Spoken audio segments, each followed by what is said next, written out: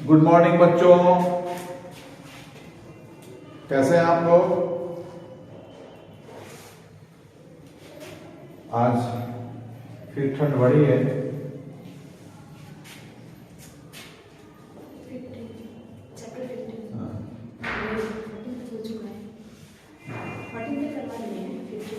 तो आज मैं आप लोगों को क्लास 5 के बच्चों, आप सुने, आपका ये ईवीएस का क्लास है और चैप्टर है 15। चैप्टर 15 कैप्शन है इसका वेस्ट डिस्पर्सल एंड रिसाइकलिंग। तो वेस्ट क्या होता है बेटा? वेस्ट जो कूड़ा है, जो कूड़ा कचरा है उसको हम लोग वेस्ट कहते हैं। डिस्पर्सल का मतलब होता है उसको हटाना, नष्ट करना, हटाना, नष्ट करना या उसको दूर करना। और रिसाइकलिंग का मतलब होता है दोबारा इस्तेमाल करने लायक बनाना, यानी कि उसको घुमाते रहना, है ना। रिसाइकिल का मतलब होता है चक्र, वैसे तो इसको चक्र बोलते हैं, लेकिन यहाँ चक्र का मतलब है कि बार बार उसको इस्तेमाल करने लायक हम कैसे बनाएं। तो इसमें पहला हम देखते हैं वेस्ट क्या है। तो घर में ऐसे बहुत सारे सामान होते हैं, ऐसे बहुत सारी चीजें होती हैं जो हमारे किसी इस्तेमाल में नहीं आता है, और जब वो हमारे इस्तेमाल में नहीं आता है तो हम उसको फेंक देते हैं, और वो कहीं ना कहीं जमा होता है और जगह को भी लेता है, और वो फिर अगर वो सड़ जाता है, गल जाता है, तो वो हमारे लिए नुकसानदायी होता है, हार्मफुल होता है। तो उसको हम लोग क्या बोलते हैं? Waste material. क्या बोलते हैं उसको? Waste material. अब आपके बुक में ये इसको डिफाइन किया गया है कि materials that are no longer needed और नॉट ऑफ एनी यूज। जो मटेरियल हमारे इस्तेमाल में नहीं आता है और उसको हम फेंक देते हैं, उसको हम लोग क्या बोलते हैं? वेस्ट मटेरियल बोलते हैं। जैसे घर में हम लोग कोल्ड ड्रिंक्स पीते हैं, प्लास्टिक का जो बॉटल होता है या कैन होता है उसको हम लोग फेंक देते हैं। उसी तरीके से पॉलीथीन बैग होता है, उसी तरह से रैपर्स होते हैं, जिल्द होता है जो आप लोग बुक्स और कॉपी जैसे निकालते हैं, फेंक देते हैं उसको। ग्लास टूट जाता है, जार है, तो ऐसे बहुत सारी चीजें हैं जिसको हम लोग फेंकते हैं और वो हमारे किसी काम में नहीं आता है। उन सब चीजों को हम लोग क्या बोलते हैं बेटा? उसको हम लोग बोलते हैं कि ये हमारे वेस्ट है, कूड़ा कचरा है। अब वेस्ट जो है वो दो तरह के होते हैं, टाइप्स ऑफ वेस्ट। तो ये हो गया एक बायो डिग्रेडेबल और दूसरा हो गया नॉन बायो डिग्रेडेबल। अब ये बायोडिग्रेडेबल क्या होता है? वैसे वेस्ट जिसको माइक्रोब्स यानी कि माइक्रो ऑर्गेनिज्म जिसको डिकम्पोज कर देते हैं, नेचुरली जो डिकम्पोज हो जाए, can be decomposed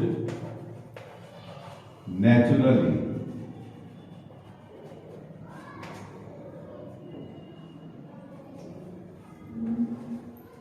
by microbes. इसको हम क्या बोलते हैं? बायोडिग्रेडेबल। और नॉन बायोडिग्रेडेबल होता है जो डिकम्पोज नहीं होता है, उसको आपने फेंक दिया तो वर्षों तक, सालों तक वो वैसे ही रह जाता है, कभी खत्म नहीं होता है। This is called non biodegradable. तो जैसे हम लकड़ी को फेंक देते हैं, पेपर को फेंक देते हैं, तो आप देखेंगे कि कुछ दिनों के बाद ये सड़ गल के खत्म हो जाता है। लेकिन जब आप प्लास्टिक को फेंकते हैं तो जैसे फेंकते हैं वैसे ही रह जाता है। पॉलीथीन को फेंकते हैं तो ये जैसा फेंकते हैं आपको 10 साल बाद में ढूंढेंगे तो वैसे ही रह जाएगा। आप इसको जलाएंगे तो भी इसका वेस्टेज मटेरियल कुछ न कुछ बचा रह जाएगा, और ये फिर हमारे लिए हार्मफुल होता है। इसको हम लोग बोलते हैं नॉन बायोडिग्रेडेबल। तो आप इसको नोट भी कर लेंगे।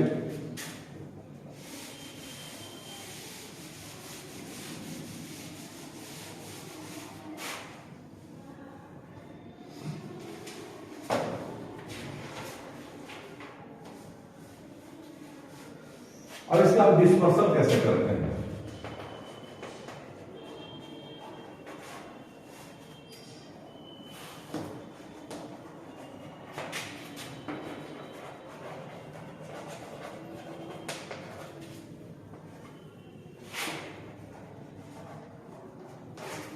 आप देखते होंगे कि आपके घरों में या आप चौक चौराहे पर अलग अलग कलर के डिब्बे होते हैं, जिसमें मतलब कंटेनर होता है जिसके अंदर लोग जाकर के कूड़ा को डालते हैं, वेस्टेज को डालते हैं।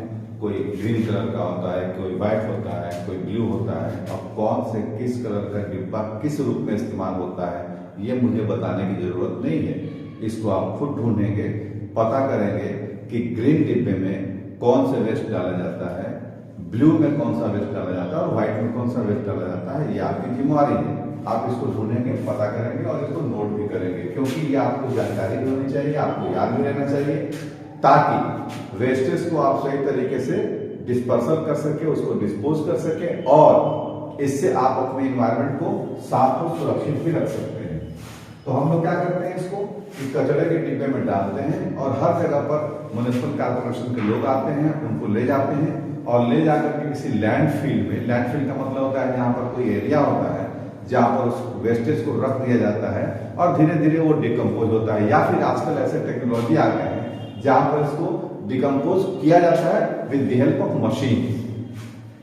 लेकिन सबसे इसमें एक क्या क्या हो सकता है, तो पहले जो है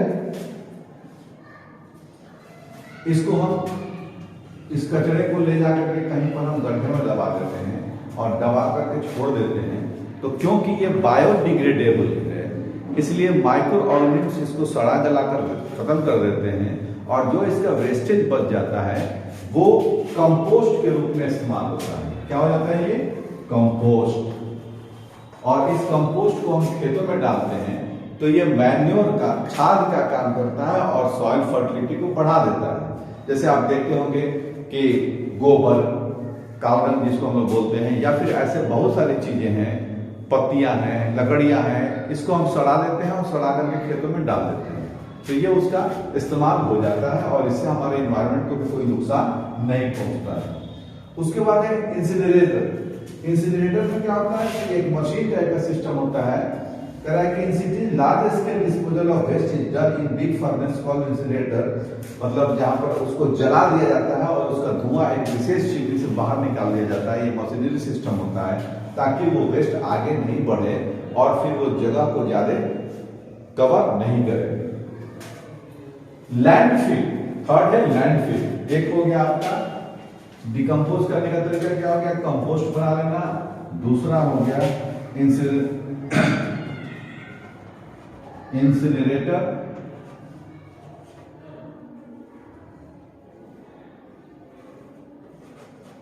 और तीसरा हो गया लैंडफिल।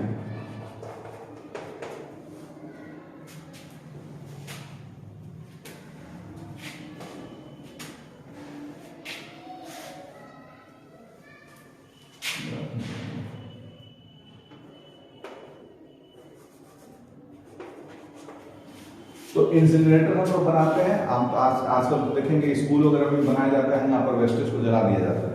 और लैंडफिल यहाँ पर कूड़े कचरे को जमा कर दिया जाता है और धीरे धीरे वो डिकम्पोज हो जाते हैं। लेकिन सबसे बड़ी दिक्कत क्या होती है बेटा, वो होती है disposal of non biodegradable material.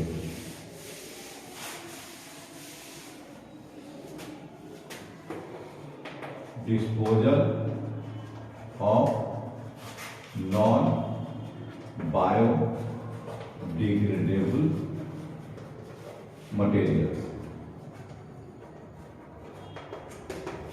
तो इसका डिकम्पोजिशन नहीं हो पाता है क्योंकि ये सड़ते ही नहीं है, मतलब माइक्रो ऑर्गेनिज्म इन सब चीजों को डिकम्पोज नहीं कर पाते हैं, इसलिए ये जैसा था वैसा ही आगे भी रह जाता है।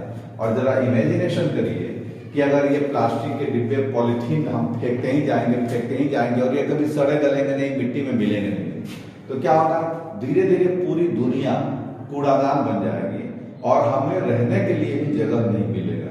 इसलिए इन चीजों का इस्तेमाल करना ही बहुत ही हानिकारक है।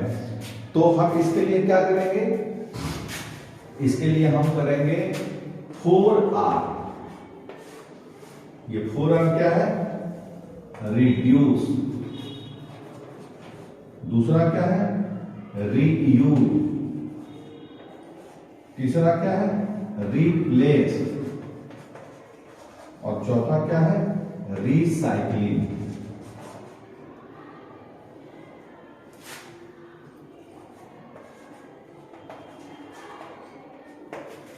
तो पहला तो रिड्यूस, मतलब उसका इस्तेमाल ही मिनिमाइज कर दें, मतलब मिनिमाइज द यूज, हम उसके इस्तेमाल को कम से कम करें, अगर जरूरत ना हो तो ना करें। जैसे हम पॉलिथीन लेकर के पॉलिथीन में सामान लाते हैं तो हम कोशिश करें कि झोला लेकर के जाएं, बैग्स लेकर के जाएं और पॉलिथीन का इस्तेमाल ही नहीं करें, बहुत कम करें। दूसरा है रीयूज, हम एक ही चीज को 2-3-4 बार इस्तेमाल करेंगे। मान लीजिए आप उसी पॉलिथीन में 4 बार सामान ले आते हैं तो कम से कम 4 पॉलिथीन को तो आप यूज करने से बच ही जाते हैं। तो इस तरह से आप उसका इस्तेमाल कम कर देंगे, तो रीयूज करेंगे। उसके बाद हम रिप्लेस करेंगे, यानी कि इन चीजों की जगह ऐसे चीजों का इस्तेमाल करें जो कि बायोडिग्रेडेबल हो और जो सड़ गल के खत्म हो जाता हो और उससे हमारे इन्वायरमेंट को कोई नुकसान नहीं पहुंचता हो। तो हम क्या करेंगे, रीयूज करेंगे, यूज अगेन एंड अगेन। उसके बाद क्या करेंगे, replace, replace with biodegradable materials. उसके बाद क्या करेंगे, रिसाइकिल। अब ये बड़ा चीज है, हम उसको रिसाइकिल करें, यानी कि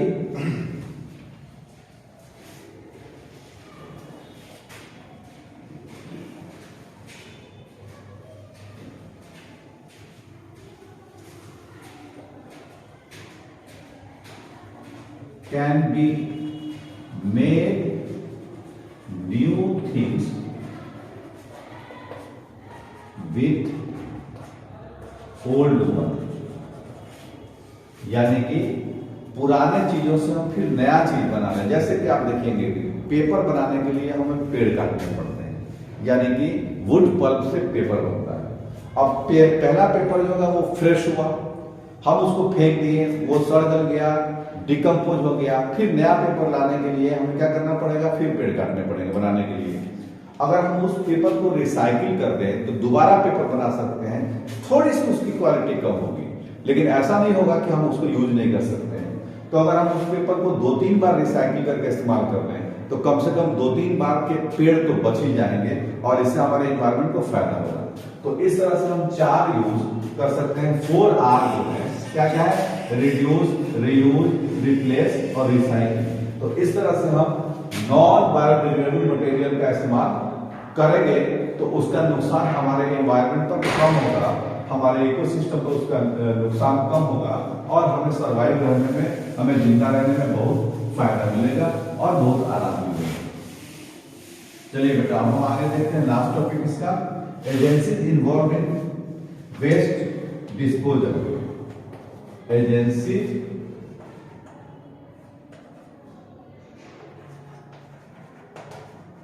involved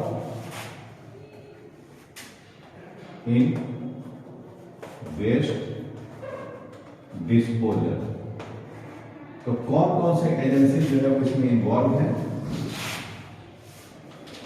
तो मुख्य रूप से इसमें कौन सी एजेंसी काम करती है, म्यूनिसिपल कॉर्पोरेशन,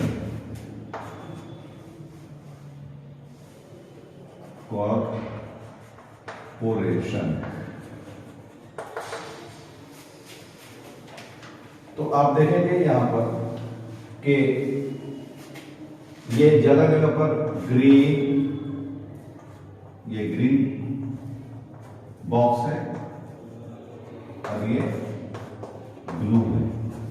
तो ग्रीन किसके लिए इस्तेमाल होता है? Biodegradable, for biodegradable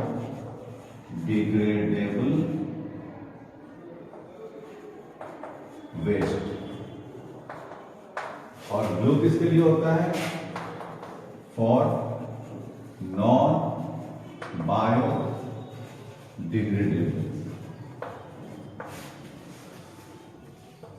waste. इससे क्या होगा कि अगर आप पहले ही अलग अलग कर लेंगे तो कारपोरेशन के जो लोग आते हैं, जो कि सफाई कर्मचारी होते हैं, उनको इसको अलग अलग कैरी करने में आसानी होगी और फिर वो इसको ले जाकर के वो डिकम्पोज करेंगे और फिर ये हमारे काम में आ जाएगा, दूसरे किसी काम में आ जाएगा, या इजीली डिकम्पोज हो जाएगा। इसको रिसाइकिल करने में, रीयूज करने के लिए, बनाने में उनको मदद मिलेगी। अगर आप मिक्स कर देंगे तो फिर वो फिल्टर करना उनके लिए बहुत मुश्किल हो जाएगा और इस कंडीशन में वो मिक्स जो है वो कहीं ना कहीं डैम करेंगे और उससे हमारे एनवायरनमेंट को नुकसान पहुंचेगा। तो हमें ये जानकारी होनी चाहिए और अवेयरनेस होना चाहिए कि हम बायोडिग्रेडेबल मटेरियल को अलग करें और नॉन बायोडिग्रेडेबल मटेरियल को अलग करें। तो इस तरह से चार चीजें हम इसमें देखेंगे कि एक तो वेस्ट जो होता है वो दो तरह का होता है, एक बायोडिग्रेडेबल होता है, एक नॉन बायोडिग्रेडेबल होता है। बायोडिग्रेडेबल जो होता है उसका हम इस्तेमाल उसको डिकम्पोज किया जा सकता है और उसका नुकसान नहीं होता है। जो नॉन बायोडिग्रेडेबल है उसका नुकसान होता है क्योंकि वो डिकम्पोज नहीं होता है, जैसा है वैसा ही रहेगा और धीरे धीरे हमारे पूरे अर्थ को, हमारे पूरे एनवायरनमेंट को ये क्या करेगा? पॉल्यूट करेगा। इसके लिए हम क्या करेंगे? 4R इस्तेमाल करेंगे। क्या करेंगे? पहला रिड्यूस, यानी कि उन चीजों का इस्तेमाल कम करेंगे जो नुकसान करता है। दूसरा हम क्या करेंगे? उसका रीयूज करेंगे, बार बार उसको हम इस्तेमाल करेंगे तो उतना जो नए चीजों का इस्तेमाल है वो बच जाएगा। और क्या कर सकते हैं बेटा? रिप्लेस कर सकते हैं, यानी कि हम बायोडिग्रेडेबल, नॉन बायोडिग्रेडेबल मटेरियल को बायोडिग्रेडेबल से रिप्लेस करेंगे तो हमारा जो एनवायरनमेंट है वो काफी सुरक्षित रहेगा।